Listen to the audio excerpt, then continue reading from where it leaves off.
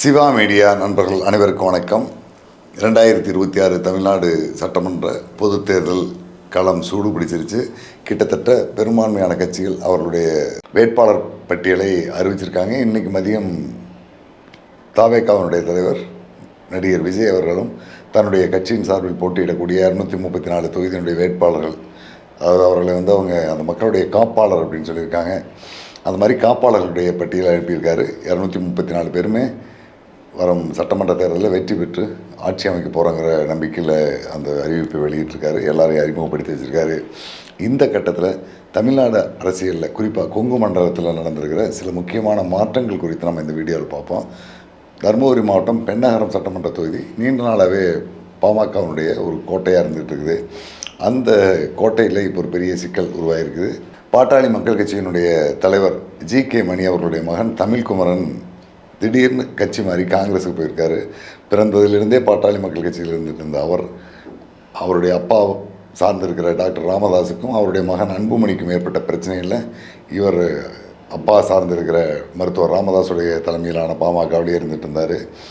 கடைசியில் ஒரு 3 நாளுக்கு முன்னால் பெண்ணகரம் தொகுதி காங்கிரஸ் கூட்டணிக்கு ஒதுக்கப்பட்டதாக திமுக கூட்டணியின் சார்பாக அறிக்கை வெளியானதுக்கு பிறகு இவர் உடனடியாக டெல்லிக்கு போய் காங்கிரஸ் கட்சியினுடைய தலைமையில் இருக்கக்கூடிய பொறுப்பாளர்களை சந்தித்து தன்னை கட்சியில் நினச்சிருக்காரு.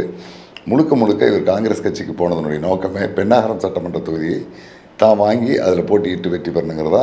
போகிறதுக்கு முன்னே அந்த சீட்டை உறுதிப்படுத்திட்டு தான் அவர் அங்கே போயிருக்காரு.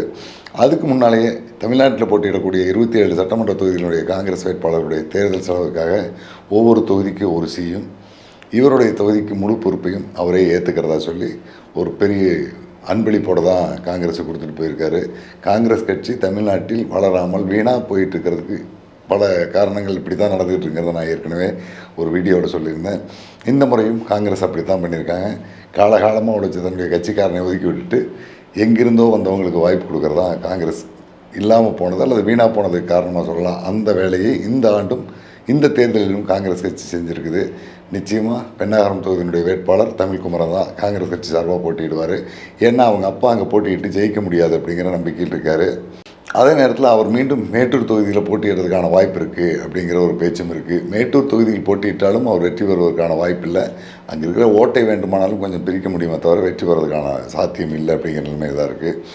இதுக்கு அடுத்தபடியாக சேலம் மாவட்டத்தில் பேசக்கூடிய ஒரு பரபரப்பான செய்தி என்ன பார்த்திங்கன்னா, ஏற்காடு சட்டமன்ற தொகுதியினுடைய திமுக வேட்பாளர் ரேவதி மாதேஸ்வரன் அப்படின்னு ஒருத்தர் அறிமுகப்படுத்தியிருக்காங்க. ஏற்காடு தொகுதிக்கு உட்பட்ட பாப்பநாயக்கம்பட்டி பகுதியை சேர்ந்தவங்க தான் அவங்களுடைய பூர்வீகம்.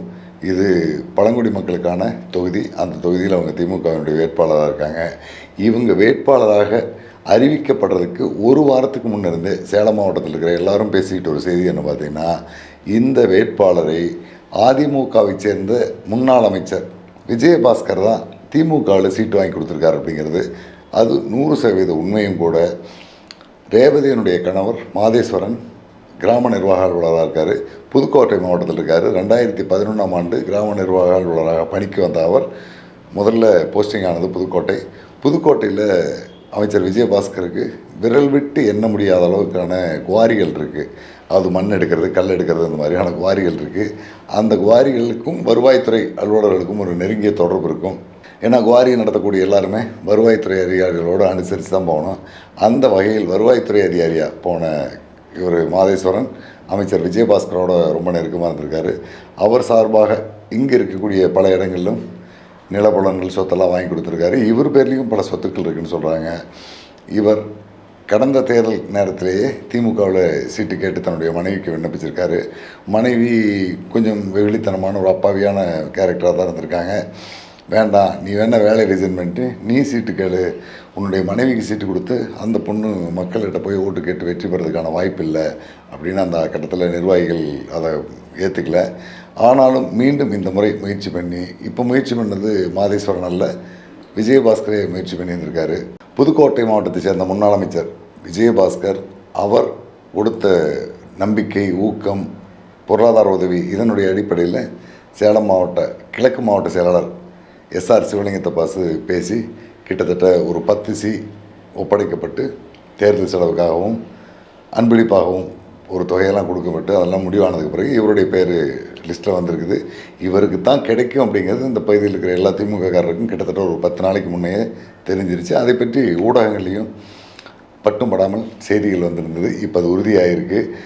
சேலம் மாவட்ட திமுகவில் அதிமுக அமைச்சர் ஒருவருடைய சிவரிசின் பேரில் ஒரு சீட்டு வாங்கி தரதுங்கிறது இதுவரைக்கும் தமிழ்நாட்டில் எங்கேயும் நடந்திருக்காது, கேள்விப்பட்டிருக்க முடியாது. அப்படிப்பட்ட ஒரு மாற்றத்தை சேலம் மாவட்ட திமுக உள்வாங்கி இருந்திருக்குது. அதாவது அதிமுக அமைச்சர் சொன்ன ஒரு நபருக்கு சீட்டு கொடுத்துருக்காங்க. இது மிகப்பெரிய சாதனையாக தான் பார்க்கப்படுது. அதே மாதிரி சேலம் மாவட்டத்தில் இருக்கிற 11 சட்டமன்ற தொகுதிகளில் 2 தொகுதிகளை திமுக கூட்டணியில் தேமுதிகவை கொடுத்துருக்காங்க. சேலம் மேற்கு, ஓமலூர் 2 சட்டமன்ற தொகுதிகளும் தேமுதிகவுக்கு ஒதுக்கப்பட்டிருக்கு. அதே மாதிரி காங்கிரஸ் கட்சிக்காக ஆத்தூர் சட்டமன்ற தொகுதி 3 கொடுத்துட்டாங்க. மீதி 8 தொகுதியில் திமுக நேரடியாக அதிமுகவோட மோதி களமிறங்கியிருக்கு. இந்த 8ல் இப்போ இருக்கிற கட்சிக்காரங்களுடைய கணக்குப்படி 1 அல்லது 2 தொகுதிகளை தான் திமுக பிடிக்க முடியும். மீதி எந்த தொகுதியிலையுமே திமுக வெற்றி வருவதற்கான சாத்தியம் இல்லை. அந்த அளவுக்கு வேட்பாளர் தேர்வு சரியில்லை அப்படிங்கிறாங்க. பெண் டீம் பார்க்குறாங்க, சபரீசன் ஒரு டீம் வச்சு பார்க்குறாரு, உதயநிதி ஒரு டீம் வச்சு பார்க்குறாரு, பெரியவர் ஸ்டாலின் ஒரு டீம் வச்சு பார்க்குறாரு, இன்டெலிஜென்ட் பார்க்குறாங்க, ஐஏஎஸ் பார்க்குறாங்க. இவங்க எல்லாம் பார்த்து சல்லடை போட்டு சலிச்சு எடுத்த ஒரு வேட்பாளர் தான் இந்த தேர்தலில் போட்டியிட போகிறாங்க அப்படிங்கிற செய்திகள் எல்லாமே பரவலாக இருந்தது. ஆனால் தமிழ்நாடு முழுவதுமே தேர்ந்தெடுக்கப்பட்டிருக்கிறது பெரும்பான்மை மாவட்ட செயலாளர்கள் கொடுத்த பட்டியல், கனிமொழி அவர்களுடைய ஆதரவில் வந்த சில பட்டியல், சபரீசனுடைய ஆதரவில் வந்த சில பட்டியல், உதயநிதியினுடைய விருப்பத்தின் பேரில் வந்த சில பட்டியல்கள் அப்படிங்கிற அளவு தான் நடந்திருக்க தவிர மக்கள் தொடர்பு எப்படி இருந்தது, இவங்களுடைய சேவை எப்படி இருக்கும், மக்களுக்கும் இவங்களுக்குமான நெருக்கம் எப்படி இருக்குது அப்படிங்கிறத பற்றியெல்லாம் எந்த ஆய்வும் பண்ணாமல் தான் இந்த முடிவு வந்திருக்கு. இதே நிலைமையில் தான் இதை விட இன்னும் கொஞ்சம் பெட்டர் அப்படிங்கிற மாதிரி தான் அதிமுகவுடைய வேட்பாளர் பட்டியல் வெளியில் வந்திருக்கு. அடுத்தபடியாக இன்னும் இந்த பகுதியில் குறிப்பாக பேசக்கூடிய இன்னொரு செய்தி என்ன பார்த்திங்கன்னா, கரூரை சேர்ந்த அமைச்சர் செந்தில் பாலாஜி கோவை தெற்கு தொகுதிக்கு மாறி போயிருக்காரு. இது காரணம் என்ன அப்படிங்கிறதான் பெரும்பாலானவருடைய கேள்வியாக இருந்துகிட்டு இருக்கு. விஜய் பொதுக்கூட்டம் நடந்து 41 பேர் நெரிசலில் சிக்கி இறந்த அந்த கட்டத்திலேயே செந்தில் பாலாஜி கரூர் தொகுதியிலிருந்து வேறு தொகுதிக்கு போகிற மனநிலைக்கு வந்துட்டார். அதுக்கு பிறகு அவருடைய உதவியாளராக அல்லது நம்பிக்கைக்குரியவராக இருந்த யாராவது ஒருத்தரை இங்கே வேட்பாளராக போட்டு நம்ம வேறு தொகுதிக்கு போகணுங்கிற முடிவுக்கு வந்துட்டார் அப்படின்னு அவருக்கு வேண்டப்பட்ட சிலர் சொல்கிறாங்க. இல்லை, அதற்கு முன்பாகவே, அதாவது கிட்டத்தட்ட ஒரு 2 ஆண்டு காலத்துக்கு முன்பாகவே கரூரை விட்டு நம்ம கோவை பகுதிக்கு போகணுங்கிற மனநிலைக்கு அவர் வந்துட்டார். கோவை மாவட்ட பொறுப்பு அமைச்சராக இருந்தபோதே கோயம்புத்தூருக்குள்ளே நுழைந்த செந்தில் பாலாஜிக்கு அங்கிருந்த பசை எந்த அளவுக்கு இருக்குது அப்படின்னு தெரிஞ்சிருக்கு. அது ஆண்டொன்றுக்கு கிட்டத்தட்ட 30,000 கோடி ரூபா ஜிஎஸ்டியாக மட்டும் கொடுக்கக்கூடிய அளவுக்கு ஒரு செல்வாக்கு மிக்க பகுதி திருப்பூர், கோவை. இந்த பகுதியிலிருந்து தான் தமிழ்நாட்டினுடைய 30 விழுக்காடு ஜிஎஸ்டி வருமானம் வந்துகிட்ருக்கு. அந்த அளவுக்கு செல்வ செழிப்பான அந்த பகுதி ஒரு வெற்றிடமாக இருந்துகிட்ருக்கு. அந்த பகுதிக்கு திமுகவில் சரியான பொறுப்பான அமைச்சர்கள் இல்லை. அதிமுகவில் இருந்த முன்னாள் அமைச்சர் வேலுமணி கிட்டத்தட்ட அந்த ஓராண்டு ஜிஎஸ்டியினுடைய ஒட்டுமொத்த மதிப்பை அவருடைய சொத்தாக வச்சுருக்காருங்கிற அளவுக்கு அங்கே பேசப்படுது. அந்த அளவுக்கு அவர் வசதி உள்ளவராக இருந்துகிட்ருக்காரு. அந்த வசதியை பார்த்த செந்தில் பாலாஜி நாமும் இந்த இடத்துக்கு வந்துடணும் அப்படிங்கிற ஒரு முயற்சியை அப்பயே நடத்திக்கிட்டு இருந்தார். அதுக்கிடையில் நாடாளுமன்ற தேர்தல் நேரத்தில் டிஆர் பாலு அவர்களுடைய மகன் ராஜா அந்த பகுதிக்கு பொறுப்பு அமைச்சராக வந்தார். அவருக்கும் இந்த பகுதியை நம்ம தக்க வச்சுக்கணும், ஏன்னா சென்னையில் கூட இவ்வளோ வசதி இருக்காது, அந்தளவுக்கு வசதி கோவையில் இருக்குது அப்படிங்கிறதுல அவரும் இந்த பகுதிக்கு வர்றதுக்கான ஒரு முயற்சி பண்ணார். ஆனால் அதை ஏதாவது ஒரு வகையில் தடுத்து சரி பண்ணி மீண்டும் நம்ம இந்த இடத்துக்கு வந்துடணுங்கிற முயற்சியில் செந்தில் பாலாஜி கிட்டத்தட்ட வெற்றி பெற்று விட்டார். சிறைக்குள் இருந்தபடியே ஒரு நாடாளுமன்ற தேர்தலை நடத்தி அந்த பகுதியில் வேட்பாளர்கள் எல்லாமே வெற்றி பெறதுக்கு காரணமாக அமைந்திருந்தார். அதுக்கு பிறகு இவருடைய முழு கவனமும் இங்கே கரூர் என்ன 100, 200, 300 அப்படிங்கிற அளவில் தான் செல்வாக்குள்ள பகுதி. ஆனால் கோவை அப்படி இல்லை, அது ஆயிரக்கணக்கில் போகக்கூடிய செல்வாக்குள்ள பகுதி. இங்கே 100 கோடி 200 கோடிங்கிறது ஒரு பெரிய தொகைனா, அங்கே 2000 கோடி 3000 கோடிங்கிறது தான் சாதாரண தொகை அப்படிங்கிற அளவு செல்வாக்குள்ள பகுதி. அந்த பகுதிக்கு தான் டிரான்ஸ்ஃபர் ஆகிறத ஒரு 2 ஆண்டுக்கு முன்னே முடிவெடுத்துட்டார். அதன்படி தான் இப்போ நகர்ந்திருக்காரு அப்படின்னு சொல்கிறாங்க. ஆனால் இருந்தாலும் தான் கோவைக்கு போகிறதுக்கு முன்னாலேயே சில அடிப்படை வேலைகளை கரூர் தொகுதி செஞ்சு முடிச்சுருந்துருக்காரு. அது என்ன பார்த்திங்கன்னா, பட்டி போடுறல் அப்படிங்கிற ஒரு திட்டம் இருக்குது. இந்த பகுதி கொங்கு மண்டலத்தின் கிழக்கு பகுதியில் பட்டி அப்படின்னு சொல்லுவாங்க. ஆடு மாடுகள் உள்ளிட்ட கால்நடைகளை இரவு காவலுக்காக கொண்டு வந்து ஒரு இடத்துல அடைச்சி வைக்கிறதுக்கு பேர் பட்டி. அதே பட்டியை இலங்கையினுடைய முள்ளிவாய்க்கால் பகுதியில் கம்பி வேலி போட்டு இலங்கை இராணுவம் அடைச்சி வச்சுருந்து நீங்கள் கேள்விப்பட்டிருப்பீங்க. அந்த மாதிரியான ஒரு பட்டி சிஸ்டம் கிட்டத்தட்ட ஒரு 5 ஆண்டுகளுக்கு முன்னையே செந்தில் பாலாஜி கரூர் பகுதியில் அறிமுகப்படுத்தியிருக்காரு. அது ஈரோடு கிழக்கு சட்டமன்ற தேர்தலில் அந்த பட்டி நடைமுறைக்கு வந்துருச்சு. ஆனால் அங்கே பட்டியாக இல்லாமல் பொது சத்திரங்களாக இருந்தது. அதாவது 4 பக்கமும் சுவர்கள் இருக்கிற ஒரு இடத்த உள்ளே கொண்டு போய் மக்களை உள்ள விட்ருவாங்க. காலையில் 7, 8 மணிக்கு அவங்க உள்ளே போனாங்கன்னா டீ வேணுங்கிறப்பெல்லாம் கிடைக்கும். 9 மணிக்கு டிஃபன் வரும், 1 மணிக்கு சாப்பாடு வரும், மாலை 4, 5 மணிக்கு டீ, போண்டா, பஜ்ஜி எல்லாம் வரும், இரவு 8 மணிக்கு சாப்பாடு வரும். சாப்பிட்டுட்டு அவங்க வீட்டுக்கு போயிடலாம். போகும்போது ஒவ்வொருத்தருக்கும் ரூ. 500 பணம் கிடைக்கும். இதே வேலை தான் தொடர்ந்து 2 நாள் 3 நாள் நடந்துகிட்ருக்கு. 4வது நாள் திமுகவினுடைய கூட்டணி கட்சி தலைவர்களோ அல்லது திமுகவினுடைய ஆதரவு கட்சி தலைவர்களோ அந்த கட்சியை சேர்ந்தவர்களோ பிரச்சாரத்துக்கு வருவாங்க. பிரச்சாரத்துக்கு வரும்போது எல்லோரும் கொடியை பிடிச்சிட்டு போய் ரோட்டில் நிற்கணும். திரும்ப கொண்டாந்து அந்த பட்டிக்குள்ளே வச்சுட்டு வீட்டுக்கு போயிடலாம். இதே வேலையை ஒரு 20 நாளைக்கு செய்யும்போது அந்த குடும்பத்துக்கு, அந்த ஒரு நபருக்கு சராசரியாக ஒரு 10-11,000 ரூபா அளவுக்கு பணம் வந்துடும். இது இல்லாமல் சேலை, துண்டு, சால்வை, சோப்பு, சீப்பு, மளிகை சாமான், பாத்திரங்கள், இந்த மாதிரி பல அன்பளிப்பு பொருள்கள் வரும். இந்த சிஸ்டம் தான் பட்டி. அதுக்காக கரூரில் கிட்டத்தட்ட ஒரு 8 நாளுக்கு முன்னையே 100 பட்டிகளை செந்தில் பாலாஜி போட்டு வச்சிட்டாங்க. அதாவது அவருடைய ஆதரவாளர்கள் போட்டு வச்சிட்டாங்க அப்படின்னு கரூர் தொகுதியினுடைய அதிமுக வேட்பாளர் விஜயபாஸ்கர் அங்கே மாவட்ட நிர்வாகத்திட்ட புகார் கொடுத்துருந்தார். இப்போ அந்த பட்டியினுடைய எண்ணிக்கை 150லேருந்து 200 ஆகிட்டுங்கிறாங்க. கரூர் சுற்றுப்பகுதியில் இருக்கிற எல்லா ஊர்லேயுமே, அதாவது ஒரு 1000 மக்கள் வாழக்கூடிய ஒரு பகுதியை தேர்ந்தெடுத்து அந்த பகுதிக்குள்ளே ஒரு 300 அல்லது 400 பேர் உட்கார மாதிரியான ஒரு செட்டப்பில் தகர சீட்டெல்லாம் போட்டு அதுக்குள்ளே இப்போ ஏசியும் வச்சு டிவி 2 அல்லது 3 எல்இடி பெரிய டிவி வச்சு ஒரு 200-300 நாற்காலி போட்டு வச்சுருவாங்க. அந்த பகுதியில் இருக்கக்கூடிய மக்கள் யாரெல்லாம் இந்த பட்டிக்குள்ளே வந்து உட்காந்துக்கிறாங்களோ அவங்க ஒரு 10-12 மணி நேரம் உட்காந்துருந்துட்டு எல்லா வசதிகளையும் அனுபவிச்சுட்டு போகும்போது 500 காசை வாங்கிட்டு போயிடலாம். இந்த தேர்வு முறையை செந்தில் பாலாஜி கரூர்லேயும் செஞ்சுருக்காரு. அடுத்து ஈரோடு கிழக்கு சட்டமன்ற தொகுதி இடைத்தேர்தலையும் 2 முறை செஞ்சார். இப்போ அந்த வேலையை கரூரில் செஞ்சுருக்காரு. இந்த பட்டி போடும் வேலையை கிட்டத்தட்ட ஒரு 2 மாதத்துக்கு முன்னாடி ஒரு வேலை மீண்டும் கரூர்லேயே நின்னாலும் கூட இந்த இடத்த நம்ம தக்க வச்சுக்கணும் அப்படிங்கிறதுக்கான வேலையை செஞ்சுருக்காரு. அது ரொம்ப வெற்றிகரமாக போயிட்டுருக்குது. இப்படி பட்டி போடுறதன் மூலமாக அந்த பகுதிக்கு வேறு கட்சியினுடைய வேட்பாளர்கள் யார் வந்தாலுமே அந்த பகுதியில் இயல்பாக நடமாடிக்கிட்டு இருக்கிற மக்களை பார்க்க முடியாது. ஆளே இல்லாத தெருவில் தான் பிரச்சாரம் பண்ணணும். இவங்க கட்சிக்காரங்க வரும்போது மட்டும் அந்த மக்கள் வெளியில் வருவாங்க, கொடி பிடிப்பாங்க, பேச்சை கேட்டு போயிடுவாங்க. ஒரு பெரும்பகுதி வாக்காளர்களை தன்னுடைய பொறுப்பில் கொண்டாந்து வச்சுக்கிறது. தொடர்ந்து ஒரு 15-20 நாள் அவங்களோட இருக்கும்போது அந்த வாக்கு வேறு எங்கேயும் போகாது. மீதி கட்சியினுடைய வாக்கு இயல்பாக வர்றது வந்துட்டு அப்படிங்கிற அடிப்படையில் ஒரு பட்டி போட்டு வைக்கிற சிஸ்டத்தை கொண்டு வந்துருக்காரு. அந்த பட்டி இப்போ சிறப்பாக செயல்பட்டு இருக்குது. கோவைக்கு செந்தில் பாலாஜி போனதுக்கு பிறகு கோவை தெற்கு தொகுதியிலிருந்து வடக்கு தொகுதி வானதி சீனிவாசன் பாரதிய ஜனதாவிலிருந்து மாறி போயிட்டாங்க. இந்த நேரத்தில் மொடக்குறிச்சி சட்டமன்ற தொகுதி பாரதிய ஜனதாவுக்கு அதிமுக கூட்டணி ஒதுக்கி இருக்குது. அப்படி ஒதுக்கப்பட்ட நேரத்தில் அந்த தொகுதி பெரிய அளவில் கவனிக்கப்படாத ஒரு தொகுதியாக தான் இருந்தது. ஆனால் அதே மொடக்குறிச்சி தொகுதியை திமுக கூட்டணியில் மதிமுகவுக்கு ஒதுக்கப்பட்டு அதனுடைய வேட்பாளராக செந்தில்நாதன் அறிவிக்கப்பட்டிருக்காரு. செந்தில்நாதன் பெரிய அளவில் மக்கள் தொடர்புள்ளவரோ அல்லது செல்வாக்குள்ளவரோ அல்ல, சாதாரண ஒரு கட்சிக்காரர். ஆனால் ரொம்ப எளிமையான, நல்ல பழகக்கூடிய, மக்கள் சேவை செய்யக்கூடிய ஒரு மனிதன் தான் சொல்கிறாங்க. ஆனால் பாரதிய ஜனதாவுக்கு எதிராக இவரால் வேலை செய்ய முடியுமா அப்படின்னா அதுக்கு சாத்தியமில்லை. இந்த தொகுதியை எழுதி வச்சுக்கங்க, அது பாரதிய ஜனதாவுக்கான தொகுதி தான் அப்படிங்கிற அளவுக்கு அங்கே இருக்கிறவங்களுடைய மனநிலை மாற்றம் வந்துருச்சு. இந்த மாற்றம் பாரதிய ஜனதா கட்சிக்குள்ளேயும் ஒரு மாற்றத்தை ஏற்படுத்தியிருக்கு. தேர்தலில் போட்டியிடவே போவதில்லை அப்படின்னு சொல்லியிருக்கிற அண்ணாமலையை இந்த தொகுதியில் கொண்டு வந்து நிறுத்துறதுக்கான வேலைகளையும் சில பாரதிய ஜனதாக்காரங்க செஞ்சிட்ருக்காங்க. அதற்கான அந்த துவக்க வேலையை அவங்க பண்ணிட்டாங்க. அரவக்குறிச்சியிலையோ அல்லது கரூர்லேயோ போட்டியிட்டு தான் வெற்றி பெறுவதை விடவும் மிக எளிமையாக இந்த மொடக்குறிச்சி தொகுதியில் வெற்றி பெற்றலாம் அப்படிங்கிற ரிப்போர்ட் எல்லாமே அண்ணாமலை கொடுத்துக்கிட்டு இருக்காங்க. வேண்டாம், நான் தேர்தலுக்கு வரலன்னு சொன்ன அண்ணாமலை இந்த மொடக்குறிச்சி தொகுதியில் போட்டியிடுறதுக்கான வாய்ப்பு அதிகம் இருக்குது அப்படின்னு சொல்கிறாங்க. இன்னும் 2 நாளில் அது சாத்தியமாகுதா இல்லையா அப்படிங்கிறது தெரிஞ்சு போயிடும். அடுத்தபடியாக நம்ம முக்கியமாக கவனிக்க வேண்டிய இன்னொரு செய்தி என்ன பார்த்திங்கன்னா, தமிழ்நாட்டினுடைய 234 தொகுதிக்கும் ஒரு தொகுதிக்கு ஒரு காப்பாளர்களை நான் அறிமுகப்படுத்துகிறேன் அப்படின்னு சொல்லியிருந்த விஜய் சேலம் மேற்கு தொகுதிக்கான ஒரு காப்பாளர் பெயரை அறிவிச்சிருக்காரு. அதாவது வேட்பாளர் அல்ல, அவர் காப்பாளர்னே சொல்லலாம். காப்பாளர் பெயரை அறிவிச்சிருக்காரு. லட்சுமணன் அப்படின்னு சொல்லியிருக்காங்க. இந்த லட்சுமணன் தான் வேட்பாளர் அப்படிங்கிறது கிட்டத்தட்ட ஒரு 15 நாளைக்கு முன்னே தமிழ்நாடு அரசினுடைய உளவுத்துறையில் இருக்கிற எல்லா அதிகாரிகளுக்கும் தெரிஞ்சிருச்சு. கிட்டத்தட்ட திமுகவில் அதனுடைய தொடர்பில் இருக்கிற சிலருக்கும் இந்த லட்சுமணன் தான் வேட்பாளர் அப்படின்னு தெரிஞ்சிருச்சு.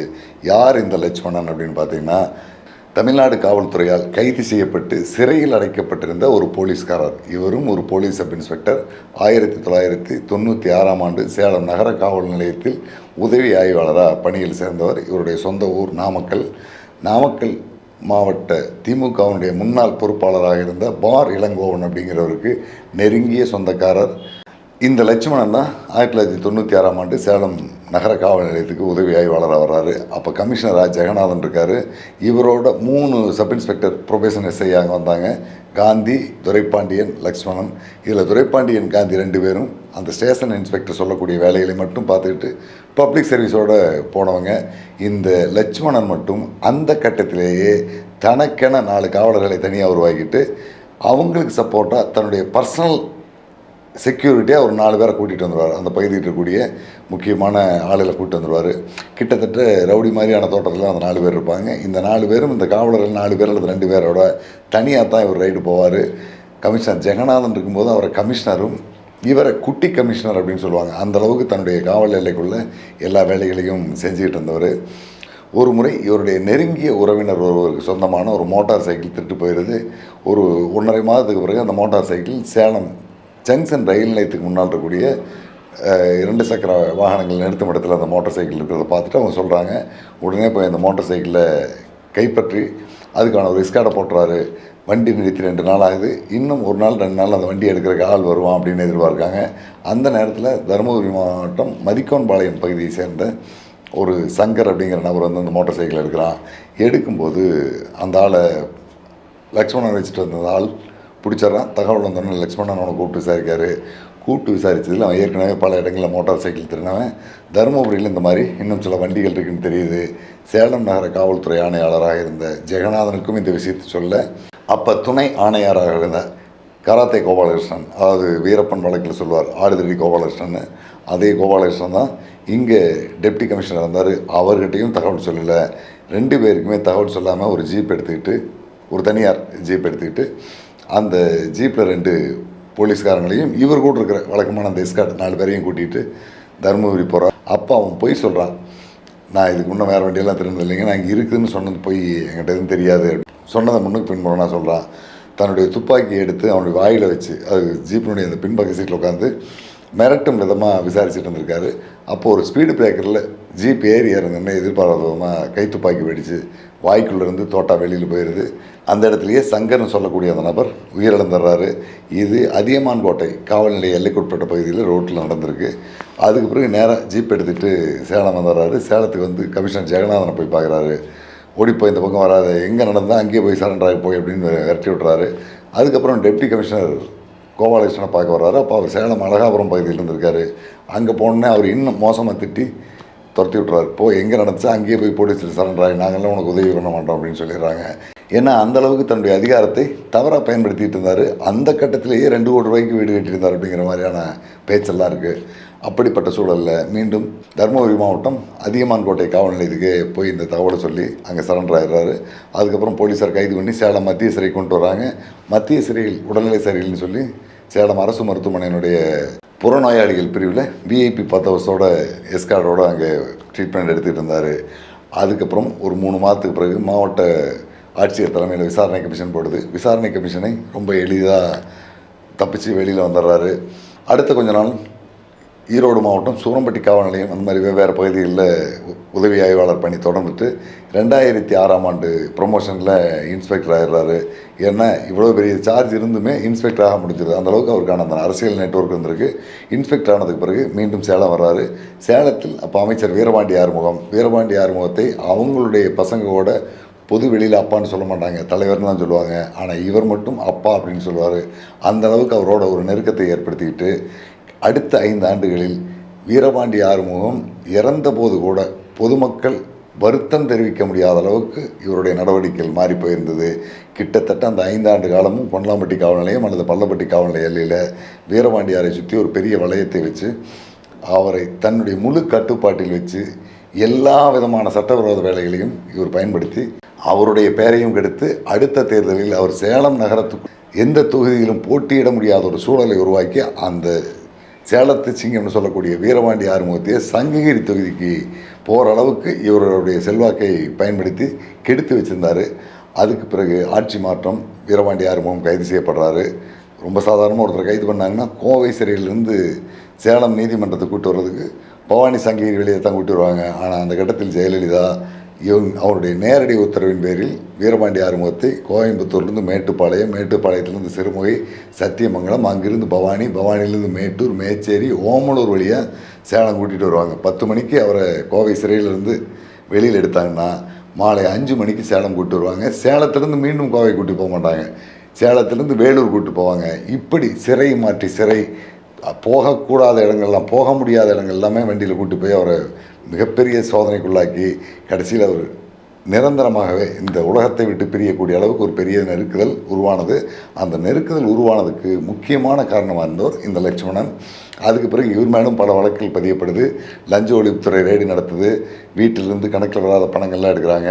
குறிப்பாக சேலம் அங்கம்மாள் நகர் இடம் ஆக்கிரமிப்பு விவகாரம், அடுத்தபடியாக பிரிமியர் மில் இடத்தை வீரபாண்டி ஆறுமுகம் தலைமையிலான டீம் அடிச்சு பிடுங்கின விவகாரத்தில் ஒரு 12 பேர் அக்யூஸ்டாக போடுறாங்க. அதில் இவரும் இந்த லக்ஷ்மணனும் குற்றவாளியாக சேர்க்கப்படுறாரு. சென்னை உயர்நீதிமன்றத்துக்கு போய் பிணை வாங்கிட்டு போலீஸில் சரண்டர் ஆகிறாரு, கைது செய்யப்பட்டு சிறையில் இருக்கார். லட்சுமணன் சிறைக்கு போனோடனே சஸ்பெண்ட் செய்யப்படுறாரு. 2011 அதிமுக ஆட்சி வந்த உடனே வீரபாண்டி ஆறுமுகம் கைது செய்யப்படுறாரு.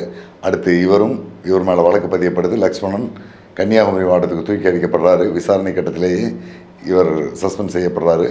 மீண்டும் ஒரு 5-6 ஆண்டு காலம் போராடி அந்த வழக்குகளை எல்லாம் முடிச்சுட்டு டிஎஸ்பியாக ப்ரொமோஷன் ஆகி ஒரு சில மாதங்கள் மட்டும் வேலை செஞ்சுட்டு விஆர்எஸ் கொடுத்துட்டு வெளியில் வந்துடுறாரு. அப்படிப்பட்ட லக்ஷ்மணன் தான் இப்போ சேலம் மேற்கு தொகுதியினுடைய மக்கள் காப்பாளராக விஜய் அறிவிச்சிருக்காரு. இது நமக்கு தெரிஞ்ச ஒரு சின்ன உதாரணம். இந்த மக்கள் காப்பாளர் லக்ஷ்மணன் பாலிமர் கேபிள் அப்படிங்கிற ஒரு நிறுவனம் இங்கே நடந்துகிட்டு இருந்தது. அதனுடைய எம்டியாக இருந்தவர் கல்யாண சுந்தரம். அவர் தான் இப்போ பாலிமர் சேனலுடைய உரிமையாளர். அவரை ஒரு ரவுடி கடத்துறா, அந்த கடத்தலிலும் இவருக்கு தொடர்பு இருக்குது அப்படிங்கிற ஒரு குற்றச்சாட்டு எழுந்தது. கிட்டத்தட்ட வீரபாண்டி ஆறுமுகம் அமைச்சராக இருந்த காலத்தில் அவரை தவறாக வழிநடத்தி அவர் மேலே எத்தனை வழக்குகள் வந்தோ அத்தனை வழக்குகளையும் தொடர்புடைய நபராக தான் இந்த லக்ஷ்மணன் இருக்கார். இவர் பின்னாளில் ரியல் எஸ்டேட்டில் கொடியேட்டி பறக்கக்கூடிய ஒரு நபராக இருக்கார். இவர் தான் சேலம் மேற்கு தொகுதியினுடைய மக்கள் காப்பாளர் அப்படின்னு விஜய் சொல்லியிருக்காரு. இந்த மக்கள் காப்பாளரை விஜய்க்கு அறிமுகப்படுத்தி வச்சு அந்த கட்சியில் சீட்டு வாங்கி கொடுத்தது அந்த கட்சியினுடைய கொள்கை பரப்பு செயலாளர் கூடிய அருண்ராஜ் ஐஆர்எஸ் அதிகாரி. அவரும் இவரும் ஒரே சமூகத்தை சேர்ந்தவர் தான். இவருக்கு சீட்டு வாங்கி கொடுத்துருக்காரு. இதுக்கு முன்தொகையாக 20 கோடி ரூபா செலவுக்கு வச்சுருக்கேன்னு ஒரு 5லிருந்து 10 கோடி ரூபா கட்சிக்கு நிதியாக கொடுத்துருக்கேன்னு அவர் சொல்லியிருந்திருக்காரு. அந்த அடிப்படையில் சேலம் மேற்கு தொகுதியில் இவர் தான் வேட்பாளருங்கிறது கிட்டத்தட்ட ஒரு 15 நாளைக்கு முன்னே தெரிஞ்சிருச்சு. இப்படிப்பட்ட லக்ஷ்மணன் போன ஆட்களை தான் தமிழ்நாட்டினுடைய மக்கள் காப்பாளராக விஜய் தேர்ந்தெடுத்திருக்காரு. நேர்மையான, ஊழலற்ற, மக்களுக்கு சேவை செய்யக்கூடிய ஆட்சியை விஜய் இப்படிப்பட்ட ஆட்கள் மூலம்தான் உருவாக்க போகிறார் அப்படிங்கிறதோட இந்த வீடியோவை நம்ம நிறைவு பண்ணிக்குவோம். மீண்டும் அடுத்தடுத்த வேட்பாளர்கள், அவங்களுடைய வரலாறுகள் என்ன, தேர்தல் எதை நோக்கி போயிட்டுருக்கு அப்படிங்கிறத அடுத்த வீடியோவில் பார்ப்போம். நன்றி நண்பர்களே, வணக்கம்.